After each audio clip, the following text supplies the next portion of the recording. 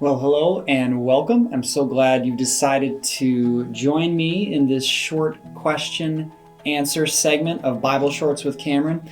This is a little bit different because I'm not necessarily diving into a specific scripture, but there was a couple of questions that came in via social media that I wanted to address because they're two extremely important questions in my opinion.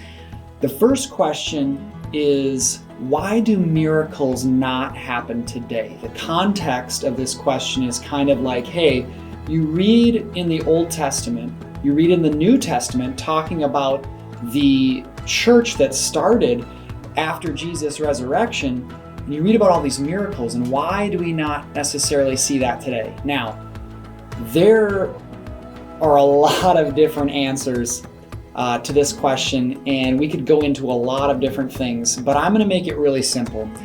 I'm going to simply say that actually we do see miracles happening today. In fact, one specific person that experienced an amazing miracle is actually our very own Pastor Amy in our church. She was actually diagnosed with a brain tumor, and she was told by the doctors that we're going to go in, we're going to remove this tumor. More than likely, you are not going to be able to talk. You may not be able to walk.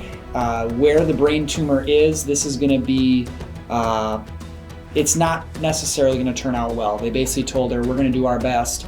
But they didn't have really any high expectations of what would happen afterwards. They told her it's not going to be great. And people were praying for her. She was praying. Her family was praying. And the miraculous happened. She came out of the surgery pretty much unscathed, which was impossible according to the doctors. Now, there are many, many stories of miracles like that happening, where the doctors are saying there's no way that this person will be functional because of an injury or after this surgery, and God miraculously heals people. There's tons of stories of that, and many people can testify to those kinds of miracles happening. I've watched people in services get out of wheelchairs that could not walk before the service, and they walked out of that service. So I would say that actually the miracles do happen today, and also we need to redefine somewhat what miracles are. In fact, the greatest miracle of all is, as you study Scripture, in my opinion, is that the human heart can completely change. I've watched this happen in so many people's lives where they are one person one day and they get saved, they encounter the living God, and they are a completely different person the very next day. And the people who knew them before they got saved would say there is no way that person could be that way, but yet they are. And that is the greatest miracle of all, the change of the human heart. So, that is the first question. Why do miracles not happen today? I would say they do. Second question, why do bad things happen to good people? I need to clarify right up front. Theologians and just people in general have been asking that question since bad things started happening, which is like right away, okay? So how do I put this? I don't think I'm going to be able to fully satisfactorily answer that question because honestly, people haven't been able to do it for at least 2,000 years. But I'm going to throw out the answer that speaks to my heart, how I've settled this in my mind, and each person needs to look into the explanations for themselves, and I can give you some ideas of where you can go to do that when it comes to Scripture and then maybe some people. But this is how I've reasoned through it in my own life. Why do bad things happen to good people? And the first place I looked was actually through the Scriptures. I think that's always your first place to go. If you're a Christian, for sure.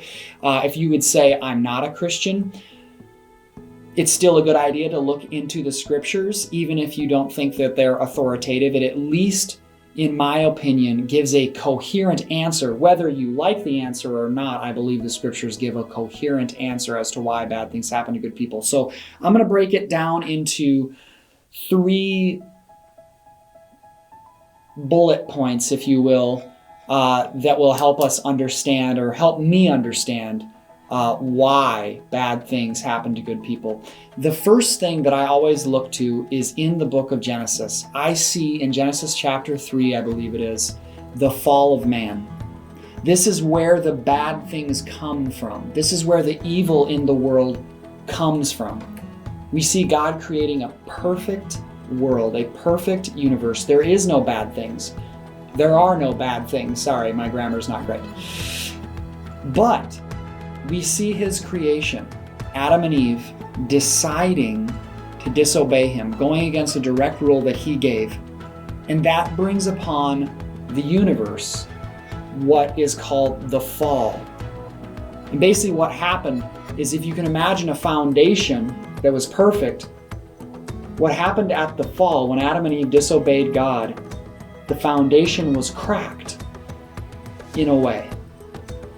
And so this perfect place of no sin, of no pain, of no bad things was broken in a way.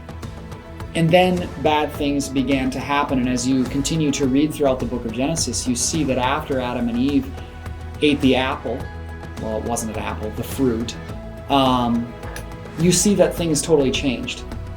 Adam and Eve ran away in their shame. Their relationship completely changed. God pronounced some curses on them, kicked them out of the garden, and then it's a story of sin and struggle from then on. But we also see God's redemption right away. God talks about his plan for redemption right after the fall. So go ahead and read that story. That's going to be your foundation of where did this all come from. God didn't create the world to be this way, but the fall happened, and God has enacted a plan of redemption. And that is the next point. So the first point is the fall. The second point is redemption. Now, we could say a lot of different things about this, but the quick way to talk about this is God sent his son, Jesus Christ, to come and begin that process, start the process of the redemption of the world. He makes a way for each and every one of us, me and you, to come back to God and be redeemed. So that has happened. That's what we just celebrated on Easter. Jesus rose from the dead, conquering sin and death, and now we're in this time period where we can accept God's free gift of salvation and surrender to him and his grace and be made right with him, right? And then the final bullet point, so that's the fall, redemption, and then the final bullet point is Judgment Day. Now, I used to actually have kind of a negative view of Judgment Day, but it's actually the most powerful, wonderful thing that will ever happen, because on this day, God will take everything and he will make it right. He will take all wrongs and he will make them right. How is he going to do that? I don't know. I'm not God. But all I know, and I can conceive in my mind, is that it will be like all of the terrible, evil, bad things that have happened throughout all of history will be like they never even happened. God will take all that is wrong and make it completely right. That is what's going to happen. That is God's promise on Judgment Day.